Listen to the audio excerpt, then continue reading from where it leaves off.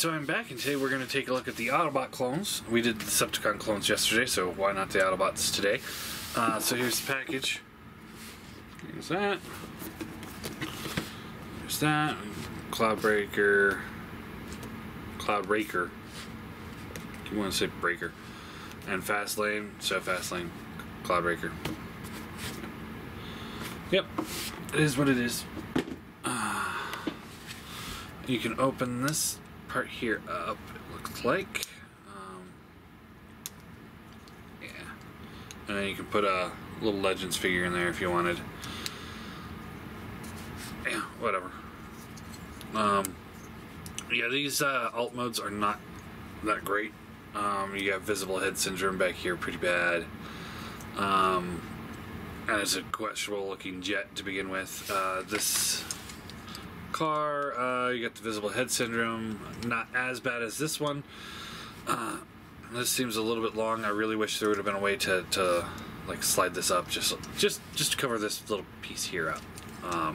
Just kind of clean it up just a little bit.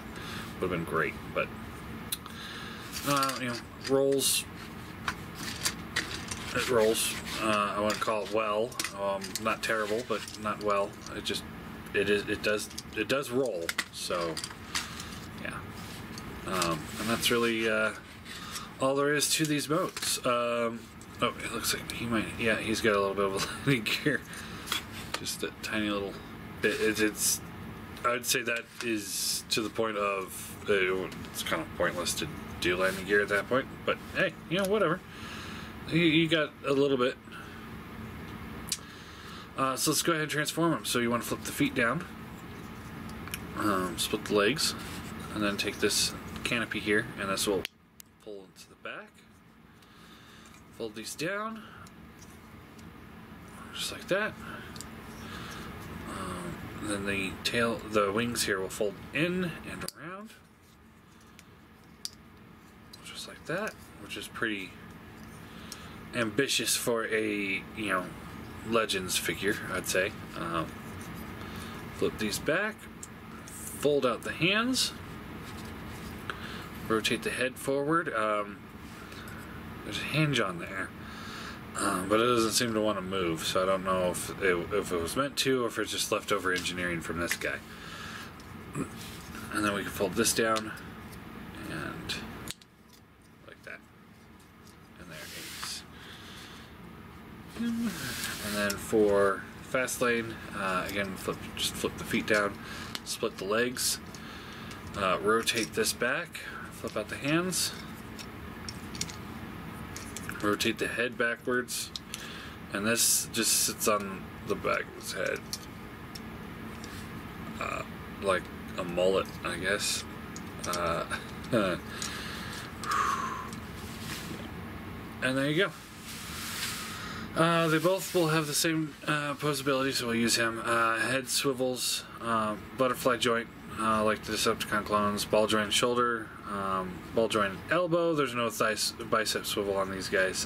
Hand does hinge in and out if you wanted it to. Other than the waist, ball jointed hips, thigh swivel, bends at the knee, and the foot does tilt just a little bit. So yeah, all in all, I'd say scale comparison. There they are with Legends, Seeker, Prime, and here they are with the Decepticon clones. So all in all, I'd say they are not nearly as good as the Decepticon clones. I like the Decepticon clones a lot. I think they pull it off really well. But these guys not so much. I think, yeah, they're just not as good.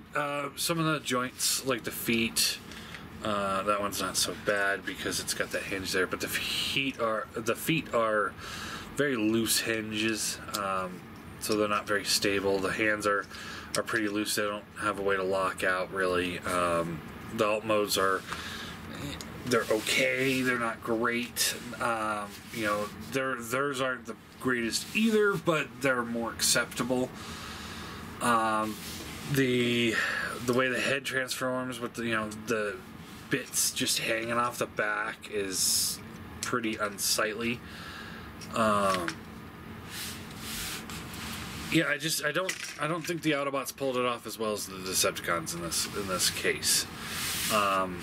Plus, you know, then we're going to the whole upcharge for these guys as opposed to the Hasbro versions, because the Hasbro versions they didn't release them properly, so you know, we're talking, you know, almost twice the price of what they should be for the Takara versions. And at the end of the day, I don't know if that's worth it to me or not, but I mean, it fills in the slot for the characters. You know, it's one of those, like, the Decepticon clones are like, it fills in the slot, you know, pretty well for those characters for a Chud collection, and I'm happy with it. The figure could be better, but then again, the character is so minor that I don't care. The Autobots one is more of a, it fills in the slot. The character is so minor I don't care, but it's like kind of almost on the other spectrum. Whereas the Decepticon ones, they're good. These ones aren't as good. If that makes sense. I'm kind of rambling, aren't I? Not making a lot of sense.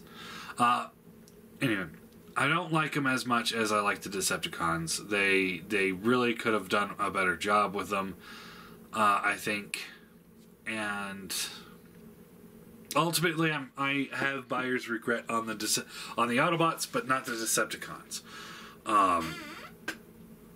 I do. I don't think they're nearly worth it price wise, but they fill in the slot, so they're going to go on the shelf, and I'll be happy with them, knowing the fact that I don't have to buy another Autobot clone set because I have it and I spent $35 on it, rather than whatever I think SXS did a set. I can't remember it now. But somebody did a set, and they were like, it was like $100-something for the two. And it's like, you know, I don't really care enough about them to buy those, so so I never did, and I'm happy I didn't, because these ones are fine. They're okay, I guess. Not my ideal choice, but they work. Yeah. So I'm gonna give them a 5 out of 10. They're just right down the middle, generic bots. Nothing special, nothing fancy, but also nothing overly horrible, aside from the back of this guy's head. Yeah, that's pretty bad. I mean, if you could get them on clearance, I'd get them on clearance. Otherwise, you know, if you're like me, just buy them. You know, don't bitch. Just buy them.